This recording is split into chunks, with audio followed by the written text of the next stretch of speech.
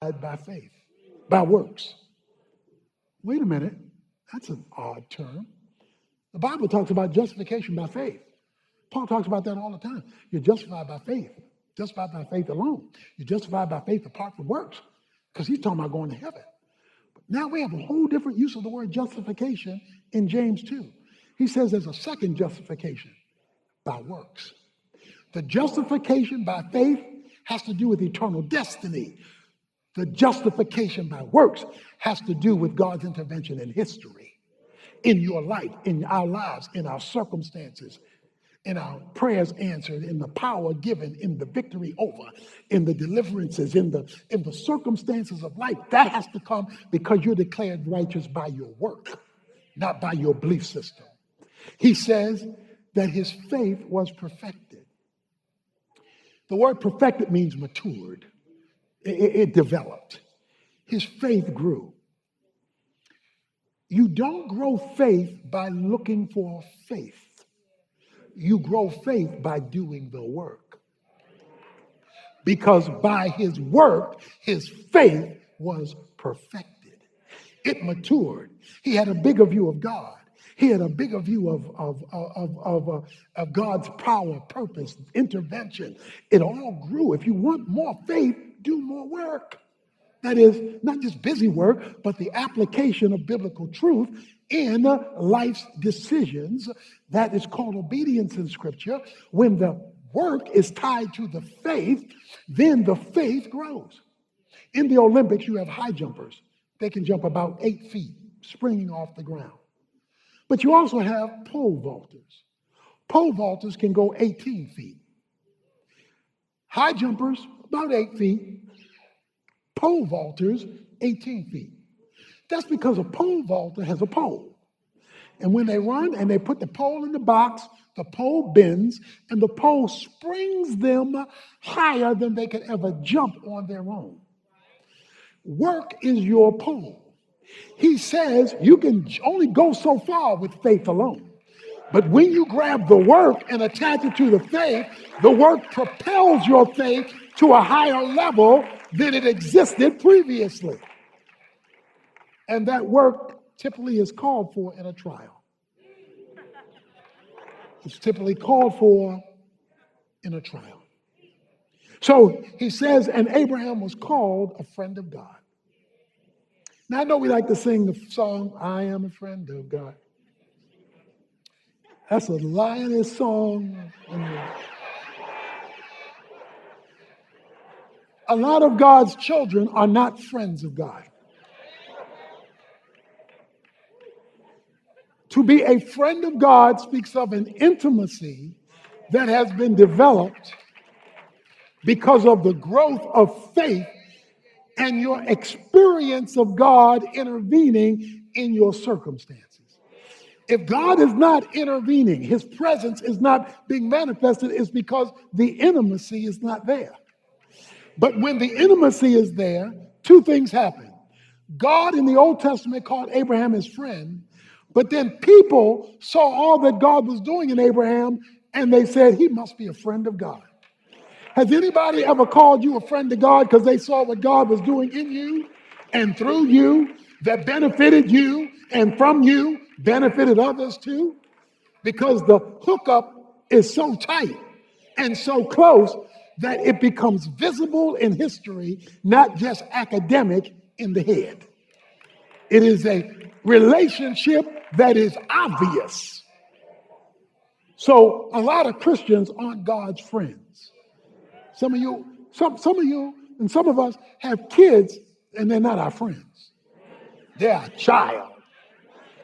But we're not close to them. We don't have that kind of connection to them. So he says, no, Abraham passed the test and he got a deeper experience in history of God's reality in his life because his faith produced work. He then goes to a female illustration. In the same way,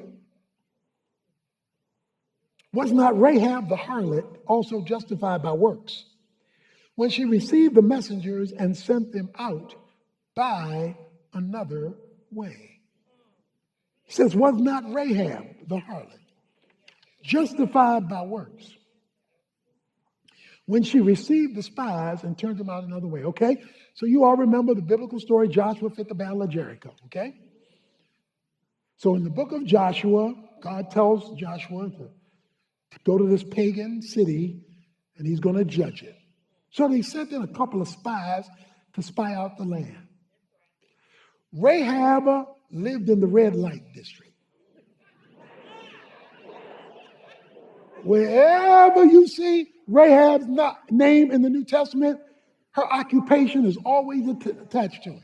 When the spies came, they thought the red light district would be a good place not to be detected. Christians would have had a hard problem with them spies. But they go to the red light district figuring this way. Rahab, the madam of the house, decides, she tells them, I have heard about your God. And I heard what he's been doing. And I believe in your God. She had a belief system. So she took them in by faith. The authorities discovered that the spies were at Rahab's crib. They discovered that the spies were at her house, or at least the thought was that they are there, and came knocking on Rahab's door. Rahab, we heard that the spies are here from Israel. Is that true? She said,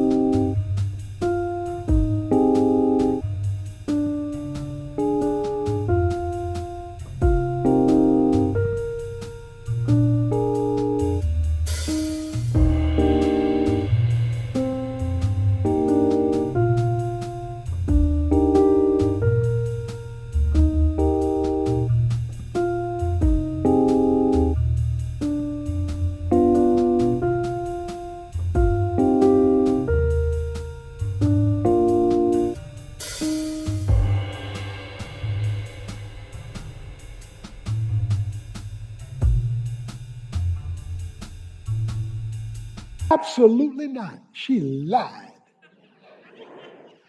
Now, parenthesis, because I know what you're saying. Does that mean it's okay to lie? Sometimes.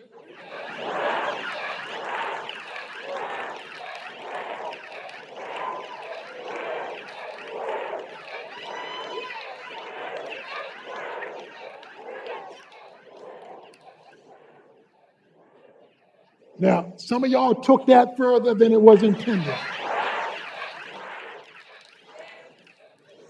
The one time it is okay to lie is when you're faced with two sins. And you have to make a choice because either choice is a sin. So you make the choice where God will get the greatest glory. She believed that it would be better to spare the life of the spies than to turn them over. So she lied. And she not only lied, but then she sent them out, the verse says, another way. So the authorities were coming in this door. She let them out of that window through the scarlet thread and let them escape. But on their way out of Dodge, they said, because you have done this, your work. When we first showed up, you told us you believed.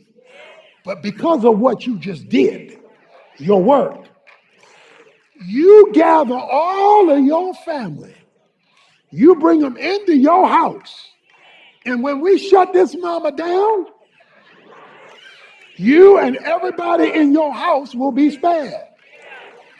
Now, there is a statement about her house that's in the story in Joshua that is easy to miss.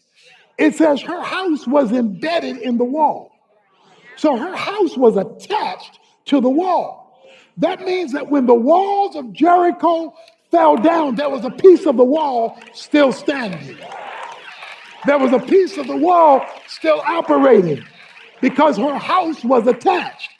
And because of that, this piece was testimony that God can cover you in history when everything is collapsing around you. God can cover you in history when everything is falling apart around you and your family, because everybody in the house was covered. But not only that, God not only saved her life, he changed her legacy and he changed her destiny. Because Rahab the hoe, Rahab the harlot, Rahab the prostitute, Rahab the lady of the night, where the Bible never lets you forget that that was her background, because every time her name shows up, her previous occupation shows up with it. But it says when Israel left, she left with him. She ran into an architect who put together the architectural structure for the city of Jerusalem. The architect fell in love with a hoe. The architect fell in love with a harlot. He married Rahab. When you read Matthew chapter 1, and it's telling you the genealogy of Jesus Christ, Rahab's, the harlot's name is